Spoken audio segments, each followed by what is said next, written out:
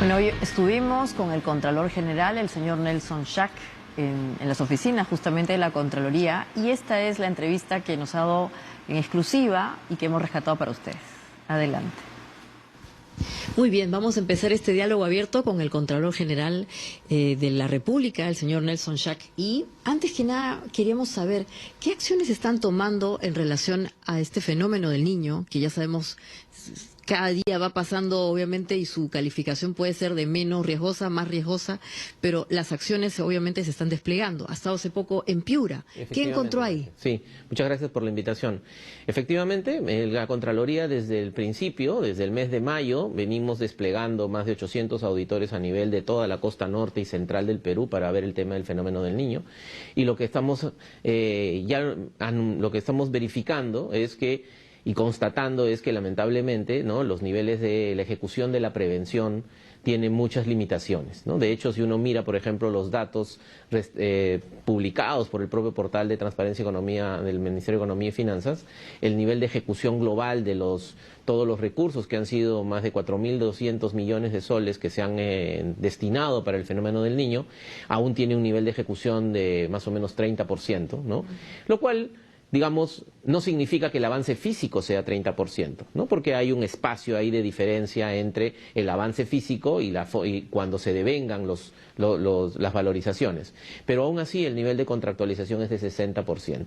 Y eso significa de que es muy poco probable de que de aquí a fin de año todos esos recursos se puedan ejecutar. Y no es el punto de la ejecución de los recursos, el tema es que las obras no se están llevando a cabo con la velocidad que se había programado.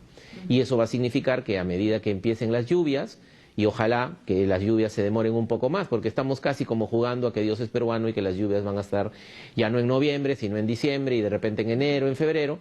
Pero lo cierto es que en términos generales el proceso de prevención todavía deja mucho que desear, ¿no? Y eso es algo que se puede verificar no solamente en Piura. Ayer hemos tenido unas reuniones, hemos visitado varias obras. Por ejemplo, la obra más emblemática que tiene Piura, ¿no?, que está a cargo de la Autoridad de la Reconstrucción con Cambios. Es una obra que se adjudicó en el mes de julio, a mediados de julio. Debió terminar el 10 de noviembre. Pero su nivel de avance físico, ¿no?, no llega al 30%, ¿no? Es el canal de Chutuque. Exactamente, el canal de Chutuque y el dique de Birrilá, ¿no? Que eso es algo muy importante para minimizar la probabilidad de que Piura se inunde, Piura y Castilla se inunden.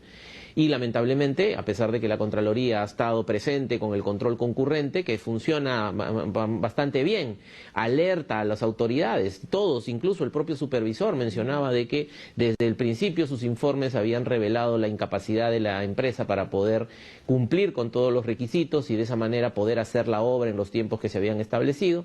Sin embargo, por alguna razón, todas estas alertas, digamos, no fueron apropiadamente implementadas por parte de los gestores y recién han rescindido el contrato, ¿no?, anteayer. Y ahora lo que tenemos que hacer es, se tienen que volver a contractualizar para ver si encuentran nuevos postores para que hagan el resto del trabajo, ¿no? Pero, digamos, del canal de 8 kilómetros de descolmatación de Chutuque, solamente no se han hecho ni siquiera 3, ¿no? Ni siquiera 3, ¿no? Y el dique de Birrilá está prácticamente, no se ha hecho casi nada. Entonces, en general, igual estuve hace un par de semanas, la semana antepasada, en Lambayeque, ¿no? Digamos, tenía, por ejemplo, el ANA 190 millones de soles para poder hacer obras, pero de esos 190 millones de soles habían ejecutado 4, ¿no? Claro, hay una serie de problemas administrativos, ¿no?, que siempre son complicados, pero que esos 4 seguramente van a ser 40 millones, ¿no? Pero bueno, al cierre del año seguramente serán 60. Pero 2/3 partes de lo que se ha programado hacer no se va a hacer, ¿no? Entonces, por eso yo siempre ya, en las últimas declaraciones que he hecho, nuestra preocupación desde la Contraloría ya no solamente está en la prevención. Yo creo que el tiempo para la prevención ya prácticamente ha acabado. Nuestra preocupación está en la reacción. O sea, la prevención no es solamente hacer descolmataciones y limpieza de quebradas y poner mallas para contener los huaicos. No, la prevención debe ir más allá. Tenemos que tener una visión mucho más integral del sistema de gestión de riesgo de desastres y empezarnos a preocupar ya no solamente, como te digo, de la prevención. Por ejemplo, ayer en Piura, sabemos que cuando vengan las lluvias se van a interrumpir las carreteras. Y ahí entonces, ¿qué vamos a hacer con el traslado de los bienes de ayuda humanitaria para las poblaciones a las cuales no podemos llegar?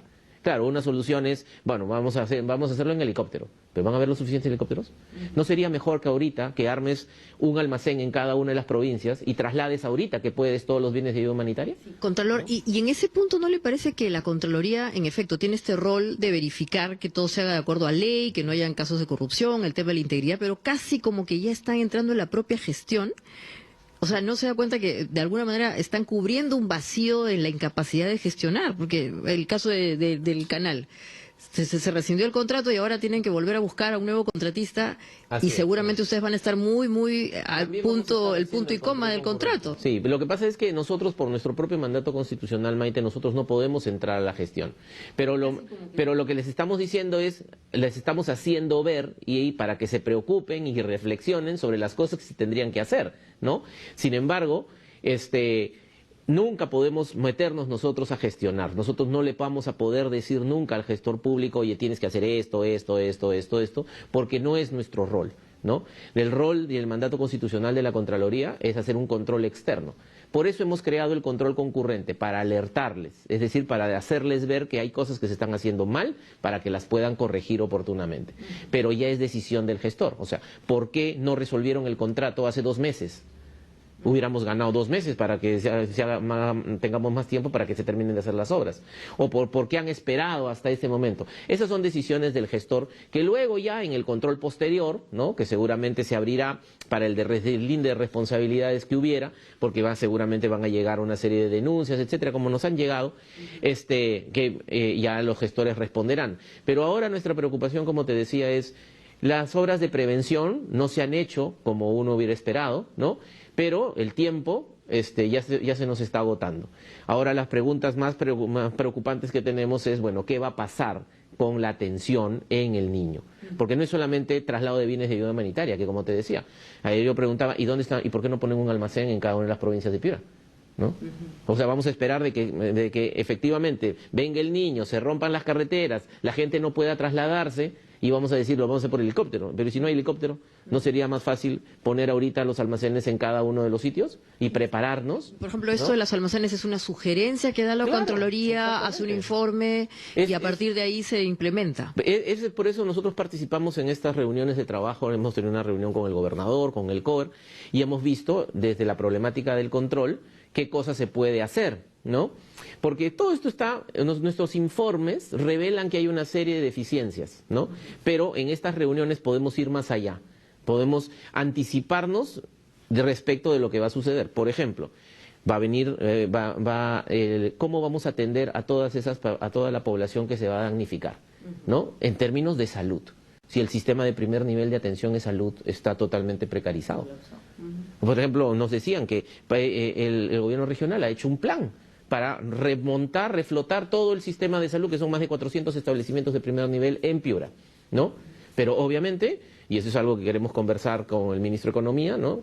A ver cómo podemos colaborar, porque efectivamente no les han asignado ningún recurso para eso prácticamente, ¿no? Entonces, ahorita están con dengue, va a venir el niño, va a ser más peligroso todavía, porque la respuesta del sector salud no va a ser la que la población esperaría, porque para eso tienen que programarse, tienen que planificar, tienen que prever. Por ejemplo, ya saben a dónde vamos a poner a todos los albergues que vamos a tener que usar para poner a toda esa población que se va a tener que desplazar. O sea, ya se sabe cómo va a desplegarse el sector salud, ya están los hospitales de campaña listos, ¿no? O igual, va a venir las lluvias, o sea, ¿creemos que los niños van a poder estudiar? ¿Cómo van a estudiar? Y acá es importante porque en efecto son casos distintos, pero este análisis que estamos haciendo a través de su explicación nos lleva a pensar que hay una cierta inteligencia que está planteando como lineamientos generales que deberían aplicarse en casos donde ya pasó el tiempo y obviamente pues no vamos a recuperar lo que no se ha podido hacer bien desde el comienzo. Estos informes con esta casuística que ustedes o que nos está comentando, ¿cómo llegan a los gobiernos locales o regionales? ¿Por ustedes? ¿Hay una comunicación directa? ¿Cuál es el procedimiento para aprovechar justamente este dato tan interesante interesante que nos está generando. O sea, normalmente el mecanismo formal de comunicación que tiene la Contraloría con todos los gestores en todos los niveles de gobierno es a través de la notificación y la publicación de sus informes, ¿no? Sin embargo, en el marco del fenómeno del niño hemos estructurado un programa de trabajo al interior de la Contraloría y se ha creado una coordinación centralizada aquí en Lima, y hay una serie de gerentes que están dedicados esencialmente a ver las coordinaciones con los distintos niveles de gobierno. Y obviamente, por esa razón también es que el despacho Contralor se desplaza, ¿no? Entonces hemos estado en Lambayeque, en Piura, he dicho que en Piura hay varias cosas que se tienen que hacer, nos han dicho que lo van a hacer, vamos a darnos una vuelta en unas 2 o 3 semanas, pero justamente así vamos a ir con todo recorriendo nuevamente, como lo hicimos al principio de año, preocupados por el tema del Yaku, para ahora por el fenómeno del niño, para ver, ¿no?, qué es lo que está sucediendo. Pero no solamente eso, hay que ser conscientes, Maite, de que el Estado ya es bien ineficiente en su operación. Tiene demasiadas reglas, muchas de ellas son inútiles, no generan valor, pero son las reglas. Y lo que hace el auditor, y eso es lo que hay que entender, su trabajo es preocuparse por el correcto aplicación de los fondos públicos. Y en ese sentido, tiene que mirar el cumplimiento de las reglas. Sin embargo, ayer también en la misma reunión con todos los actores públicos vinculados al tema de la emergencia, salía a luz algo que la Contraloría y yo vengo diciendo hace tiempo. O sea, el modelo de operación estatal colapsa en la emergencia. La emergencia no es solamente soltar plata y liberar las contrataciones. Es que tienen que cambiar una serie de normas. Por ejemplo, todo el sistema de reacción se va a activar, ¿no?, cuando se produzca las lluvias, estén los damnificados, necesiten los bienes de ayuda humanitaria. Pero los bienes de ayuda humanitaria no van a disponerse si no hay EDAN. ¿Qué es el EDAN? Es una ficha. Y la ficha no la crea el Espíritu Santo. Hay un ser humano que tiene que llenar la ficha. Entonces imagínate tú, tenemos a la población, ¿no? Tenemos a la población esperando la ayuda del Estado. Y se acerca alguien del Estado. Y en lugar de darles comida, agua, frazada, resolver su problema, lo va a censar, lo va a entrevistar, le va a decir, oiga, ¿cómo se llama usted? Hay que llenar la ficha, ¿no? Entonces, el Estado no puede operar así.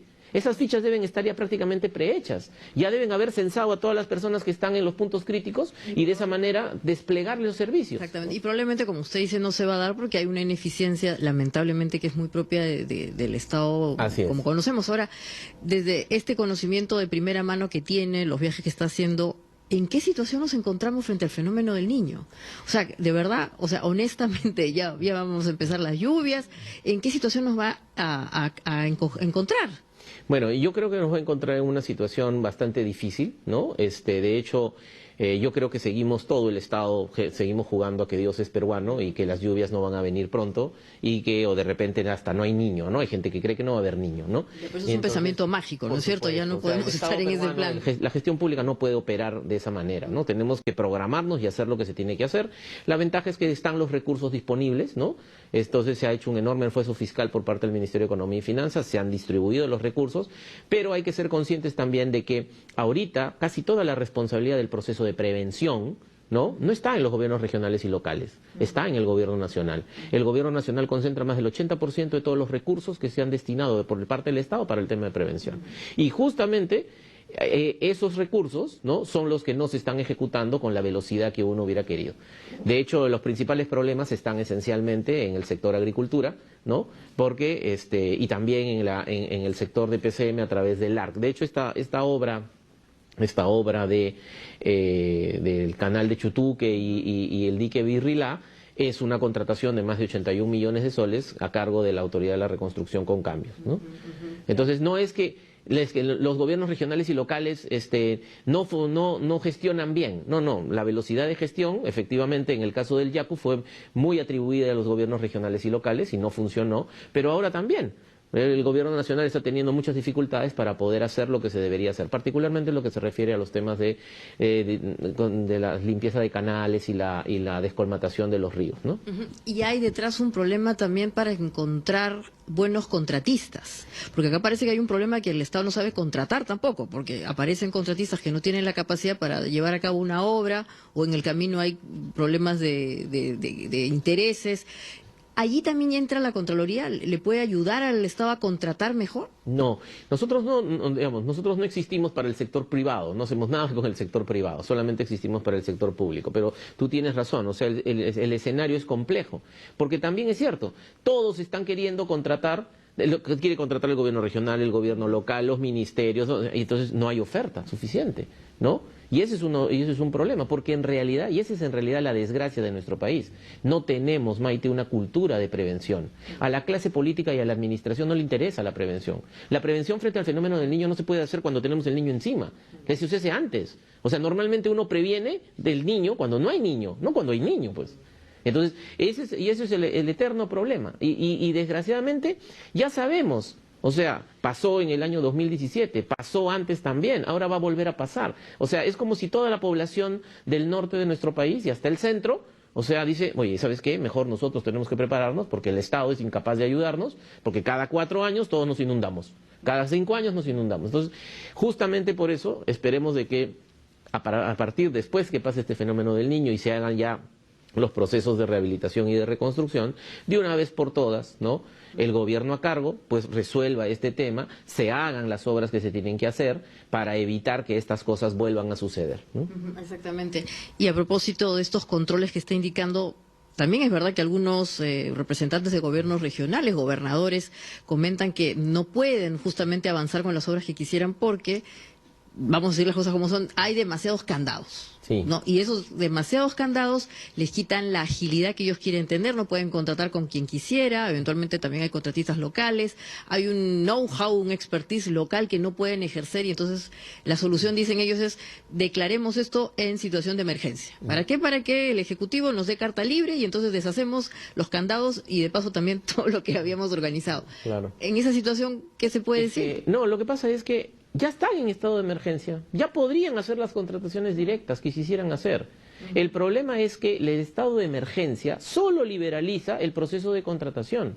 La gestión para poder atender a los damnificados es mucho más compleja que comprar, ¿no? Y de hecho, ahora, y ese es un llamado a las autoridades en general, sobre todo en particular a las autoridades del gobierno nacional, porque ellas son las que sacan las leyes para todos, las normas administrativas las sacan en el gobierno nacional. Muchas, como tú bien dices, los gobiernos regionales y los gobiernos locales no pueden cambiar esas normas, tienen que respetarlas, porque además justamente los auditores lo que su trabajo es hacer, ver si están respetando las normas o no. O sea, no le pueden echar la culpa, que es lo que a veces sucede, al auditor de decir, oye, pero date cuenta que la norma no se puede aplicar. No, eso no es tarea del auditor, el auditor va a reflejar, es por eso que el auditor lo único que hace es alertar, alerta que no se está cumpliendo estas normas, ¿no?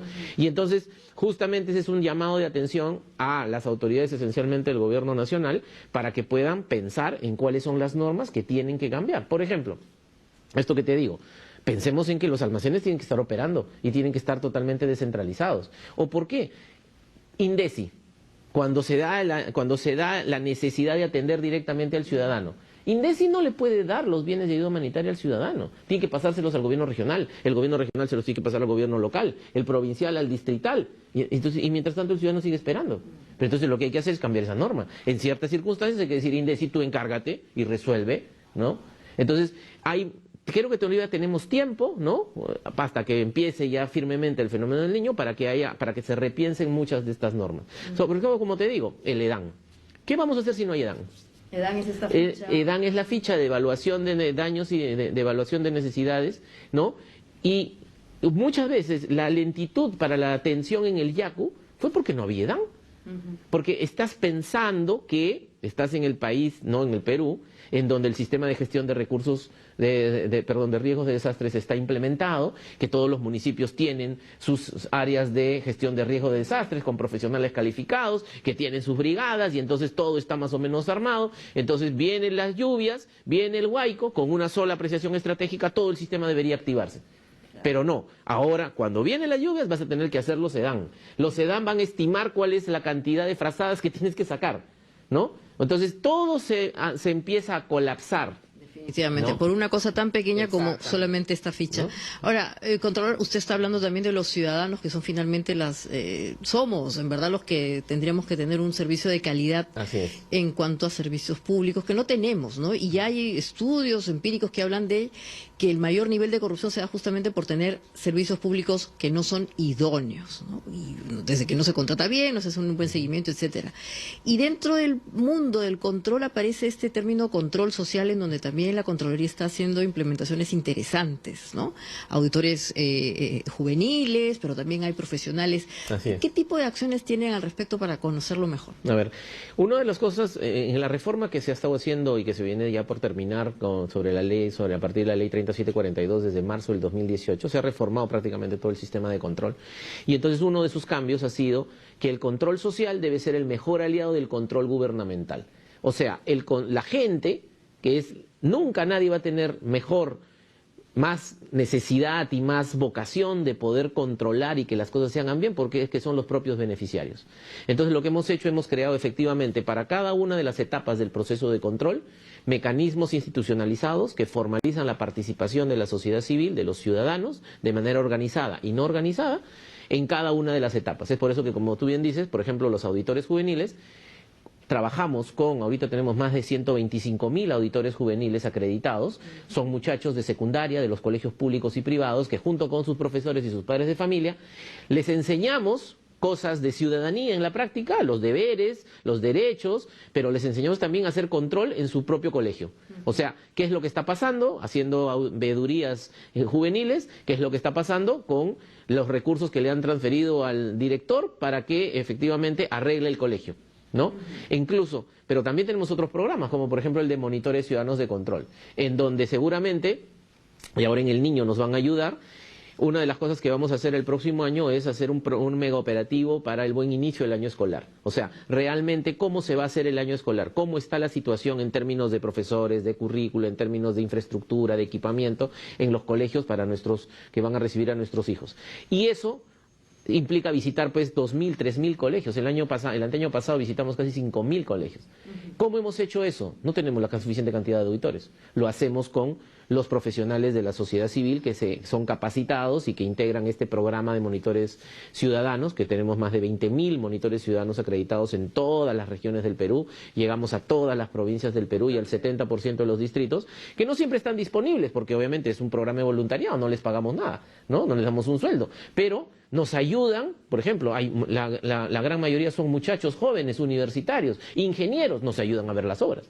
Entonces sí tenemos un gran espacio de coordinación con la sociedad civil, tanto organizada como no organizada. De hecho, por ejemplo, ahora en diciembre tenemos una serie de reuniones de trabajo con representantes de la sociedad civil organizada, las ONGs, la academia, la iglesia, etcétera, etcétera, en cada una de las regiones, para que poder tomar sus necesidades como insumo para armar el plan de control del próximo año. Importante, ¿no? Porque en verdad nadie pensaría que hay tantos voluntarios en el Perú, o sea, que de gratis laboran justamente para mejorar los servicios. Claro, imagínate, tenemos acreditados 20.000. Yo tengo ahorita, con todo el esfuerzo que se ha hecho, hay más o menos alrededor de 5.500 auditores. ¿Y cómo pueden ser auditores? O sea, ¿se comunican con ustedes? ¿Hay un sitio web para los que nos están viendo, para que crezca la red? Sí. Lo que hacemos es, 2 veces al año, hacemos una gran convocatoria pública, porque los auditores, los monitores ciudadanos, digamos, estos ciudadanos tienen que tener vocación de servir, pero además tienen que cumplir una serie de requisitos, digamos, ¿no? O sea, no solamente ser mayor de edad, están en todas sus facultades físicas y mentales, sino también, no van a trabajar con la Contraloría, entonces deberían tener ciertos requisitos. Por ejemplo, no pueden pertenecer a ningún partido político, porque yo creo que el control tiene que estar lo más alejado de la política, ¿no? Pero además, no puede ser una persona que tenga antecedentes judiciales, penales, etcétera. Entonces hay un filtro. Y luego postulan. ¿Por qué postulan? Porque los vamos a capacitar en la Escuela Nacional de Control. Y si pasan los cursos, el proceso, los vamos a acreditar. Y entonces van a estar acreditados con su cartón de monitor ciudadano de control. Y cuando despleguemos los megaoperativos, los llamamos. De hecho, por ejemplo, ahora en este año, vamos a iniciar un megaoperativo por el tema de discapacidad, y los monitores ciudadanos de control nos van a ayudar para ver si efectivamente las entidades públicas están respetando las leyes y las normas para atender las necesidades de casi 3 millones de compatriotas como están en situación de discapacidad. O sea, tan simple como ir a ver si, oye, por ejemplo, ¿hay accesibilidad o no? ¿Hay rampas o no? O sea, los servicios públicos tienen en cuenta de que 10% de la población peruana tiene problemas de discapacidad, o simplemente los excluyes, ¿no? Y de hecho se han sacado una serie de normas sobre el particular. Entonces yo creo que este megaoperativo que ha empezado ya sobre discapacidad y sobre inclusión en general va a ser bastante interesante con los resultados que tengamos al cierre del primer trimestre del próximo año. Sí, y ya casi terminando, dentro de estos esfuerzos están estas conferencias, estos encuentros internacionales como el que va a haber dentro de poco, ¿no? La Conferencia Internacional de Integridad, o por la Integridad. Efectivamente, ¿no?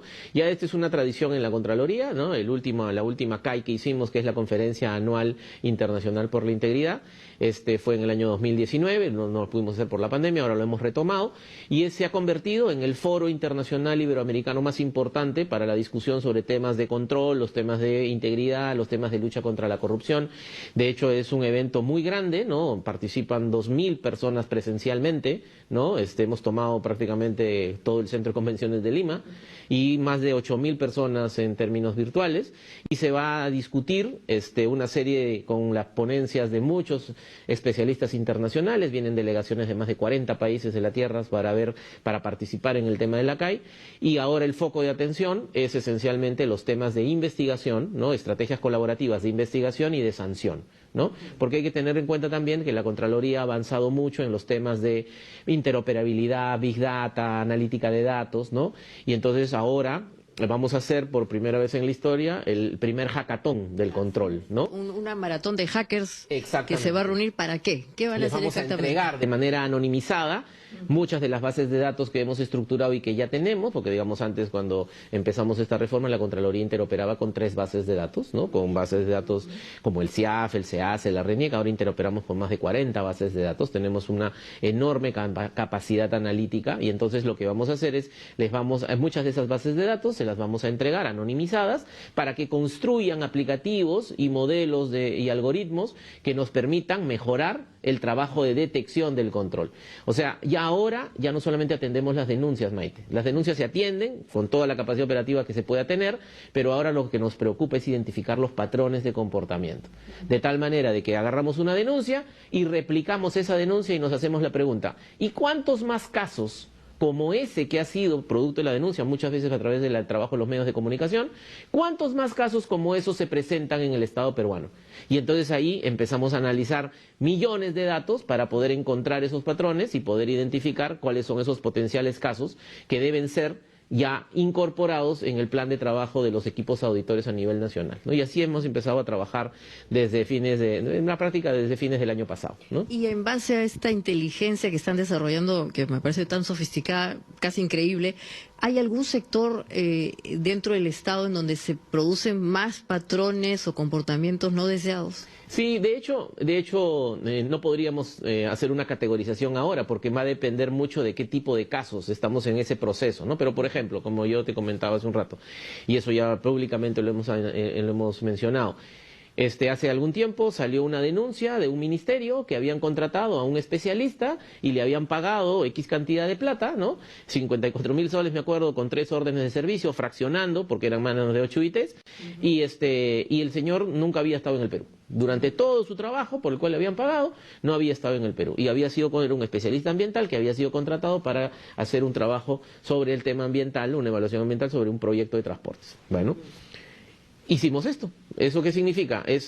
¿Cuántos como esos casos tenemos en el Perú?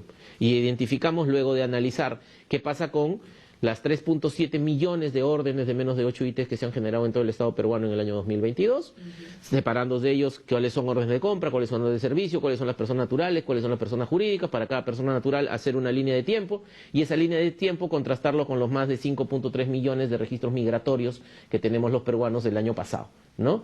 Y que obtuvimos que, así como ese caso, hay 8.441 servicios de consultoría a quienes se les ha pagado 122.9 millones de soles, que están exactamente en la misma situación. No quiere decir que todo eso sea ilegal, porque puede ser que efectivamente para hacer una consultoría no se necesite tener desplazamientos aquí en el Perú. Por ejemplo, si hay que hacer un proyecto de ley y contratan para hacer un proyecto de ley, de repente lo podemos hacer fuera del país. Claro. Pero claramente, servicios que se contratan como supervisión de obras, como monitoreo presencial de entrega de alimentos, etcétera, etcétera, etcétera, llaman poderosamente la atención. Y entonces justamente ahora lo que se trata es, con todo el despliegue que ahora tenemos en la Contraloría, tenemos oficinas a nivel provincial incluso, con la absorción de las oficinas de control de las municipalidades, entonces toda esta información se despliega y va a permitir que los auditores focalicen mejor su trabajo. O sea, ya no van a ir a investigar, van a ir solamente a recopilar toda la información que sustenta el caso y luego a imputar las responsabilidades y pasárselo al Ministerio Público. Exactamente, como un rayo láser. Para cerrar, invite por favor a toda la gente que nos está viendo al CAI y también a la Hackathon. Muchísimas gracias. Ahora, en Diálogo Abierto, quiero aprovechar esta oportunidad para hacer una convocatoria amplia a todos los que nos están escuchando para que puedan participar, ya sea de manera virtual, en la CAI o también presencial. Tienen que inscribirse, ¿no? Esta es la conferencia anual Integridad en contra de la corrupción y se da el 27 y 28 de noviembre próximos y pueden inscribir a través de la página web. Y a todas aquellas personas que han participado en la convocatoria para la Hackathon, cosa que ya se cerró, quiero agradecerles esa participación, hemos tenido más de 1.500 postulantes a la Hackathon, vamos a lamentablemente solamente poder escoger 100, 120 equipos de trabajo y entonces simplemente los vamos a poder ver en su proceso de despliegue en un par de semanas. Muchísimas gracias. Muy bien, muchas gracias al Contralor Nelson Schack y bueno, este ha sido nuestro Diálogo Abierto desde la Contraloría.